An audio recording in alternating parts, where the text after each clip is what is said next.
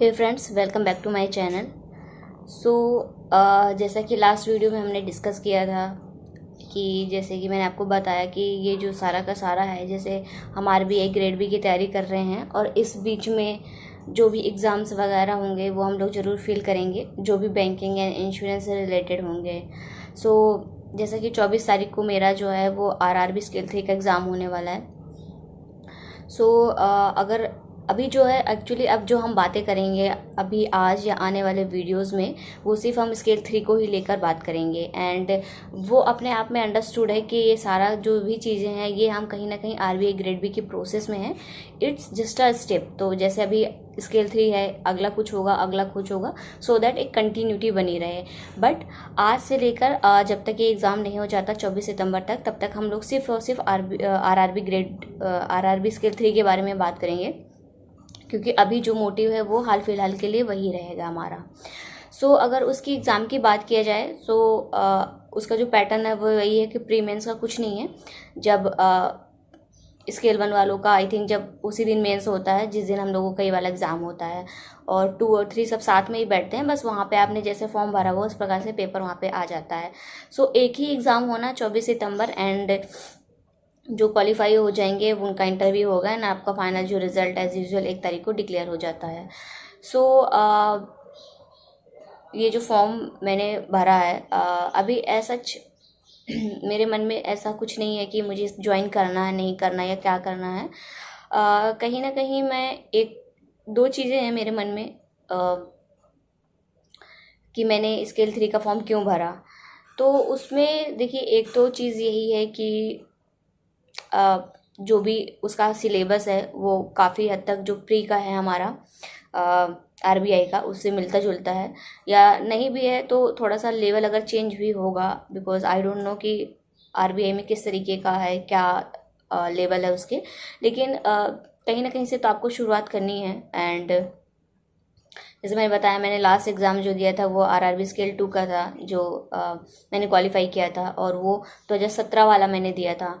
तो वही है, काफ़ी गैप आ गया है, तो कहीं ना कहीं से मुझे स्टार्ट करना था और मुझे जीरो से स्टार्ट करना था, क्योंकि एज़ यूजुअल आप इतना लंबा जब गैप हो जाता है तो आप चीज़ें भूल जाते हैं। यही था कि मुझे कहीं ना कहीं से स्टार्ट करना ही था।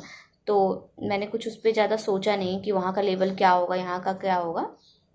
आपको कहीं ना कहीं स्टार्ट करना है तो ग्रेजुअली धीरे धीरे स्टेप बाय बेबी स्टेप लीजिए, लेकिन स्टार्ट कीजिए। उसी चीज़ को ध्यान में रखते हुए थोड़ा थोड़ा, क्योंकि ये उससे मिलता जुलता है। और एक तो पॉइंट यही हो गया कि क्योंकि प्री का सिलेबस सेम है, इसलिए I opted for this exam.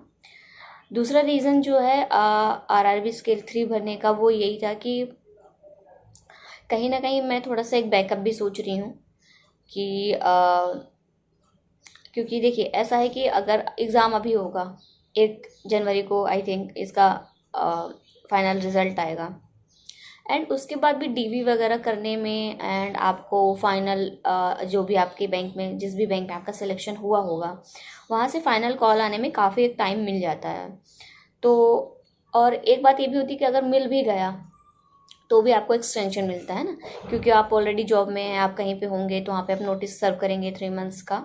वहाँ पे हर जगह मिलता है। जैसे ही मैंने भी जब स्केल 2 का क्वालिफाई किया था तो मेरी ज्वाइनिंग आ गई थी अप्रैल में, लेकिन फिर मैंने वहाँ पे जाके एक्सटेंशन का दिया, because I was working with IDBI bank.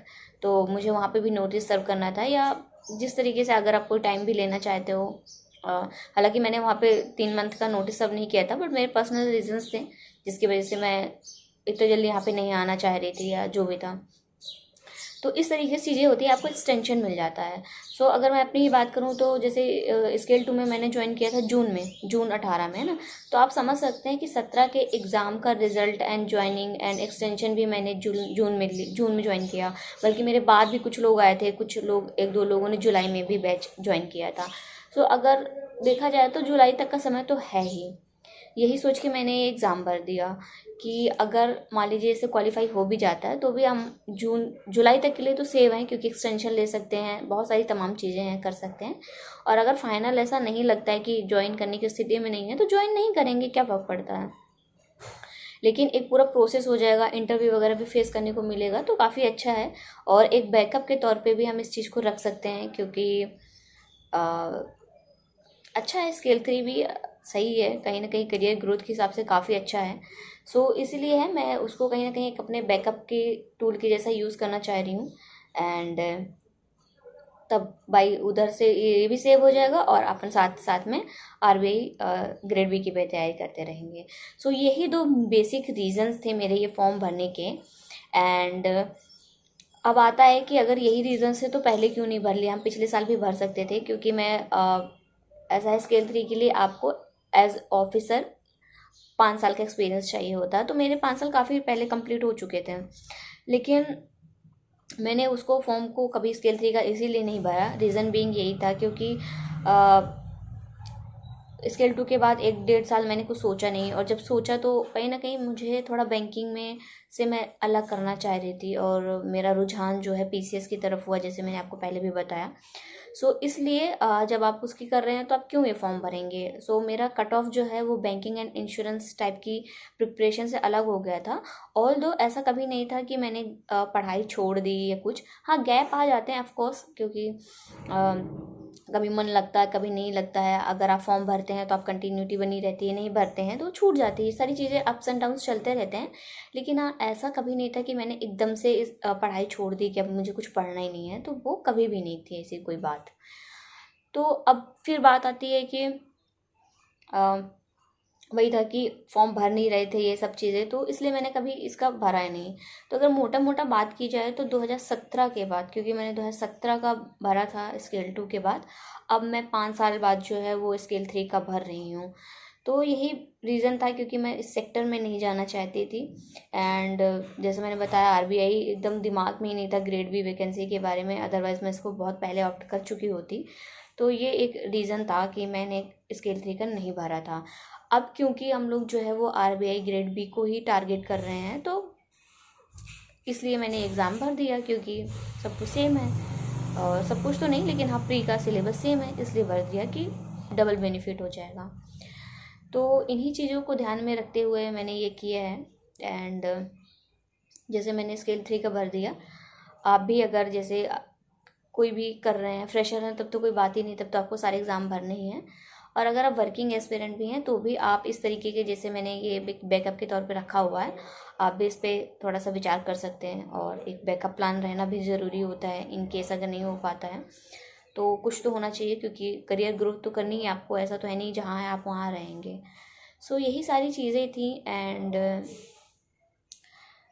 एक जो था, एक 5 साल का काफ़ी गैप आ गया है और चीज़ें काफ़ी बदल गई हैं, मैंने काफ़ी चीज़ें महसूस करी हैं, जिसके बारे में मैं आपसे बाद में भी डिस्कस करूँगी। अपन सब्जेक्ट वाइज भी बात करेंगे इस बारे में।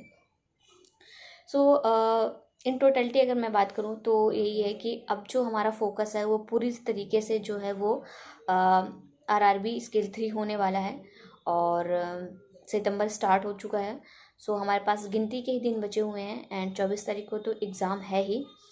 सो जितने दिन बचे हुए हैं ये बहुत ज़रूरी है कि हमें जितना भी समय मिल रहा है हम उसको बहुत अच्छी तरीके से यूटिलाइज़ करें। और उस पे भी एक अच्छा ये तो है कि एक दो चीज़ें हैं, देखिए एक तो समय जितना बचा उसको अच्छे से यूटिलाइज करना ज़रूरी भी है, उस पर भी कहीं ना कहीं, क्योंकि समय बहुत कम है ऑलरेडी, ऊपर से हम लोग क्योंकि वर्किंग एस्पिरेंट है तो और ज़्यादा कम है। तो एक स्मार्ट अप्रोच लेकर चलना होगा, और कुछ ऐसे टॉपिक्स हमें कवर करने होंगे कि कुछ इस तरीके की स्ट्रेटजी बनानी होगी कि हम इतने लिमिटेड टाइम में जो है वो एग्ज़ाम क्लियर कर पाएँ। एंड ऐसा है कि देखिए हमें सिर्फ कट ऑफ ही निकालना है, कोई हमें टॉप तो करना है नहीं एग्ज़ाम में, और ज़रूरत भी नहीं है करने की। सो हमारा जो कंसंट्रेशन रहेगा वो यही रहेगा कि हम जो है मिनिमम अपना टारगेट लेके चलें, उसको कैसे भी करके अचीव कर लें। सो मैं कहीं ना कहीं जो ओवरऑल अपना टारगेट लेकर चल रही हूँ वो यही चल रही हूँ कि मेरा 100 क्रॉस हो जाए, क्योंकि 200 का पूरा एग्ज़ाम रहेगा। तो मेरा यही कोशिश है कि मैं 100+ में ला लूँ, एटलीस्ट 100 या 100 से लेकर 105 तक भी अगर ला लेंगे तो एक सेफ अपनी बन जाएगी, क्योंकि मैंने लास्ट ईयर के एनालिसिस देखे हैं, कट ऑफ ऐसा ही होता है। सो इतना भी अगर ला लिया तो हम एक बहुत ज़्यादा सिक्योर उसमें आ जाएंगे। पोजीशन में। सो आगे आने वाले वीडियोस में जो है वो मैं डिस्कस करूँगी कि जो कि कट ऑफ है हमें 105 तक हम लेके चल रहे हैं, इसको सब्जेक्ट वाइज कैसे बांटेंगे, क्या टारगेट्स होंगे, ये भी बात करेंगे। सो यही सारी चीज़ें मैं आपसे शेयर करना चाहती थी। आज का वीडियो रहा यहीं तक के लिए। आने वाले में हम अपनी स्ट्रेटजी पे विस्तार से चर्चा करेंगे। तब तक के लिए आप अपनी पढ़ाई पे लगे रहिएगा और तब तक के लिए बाय बाय, टेक केयर।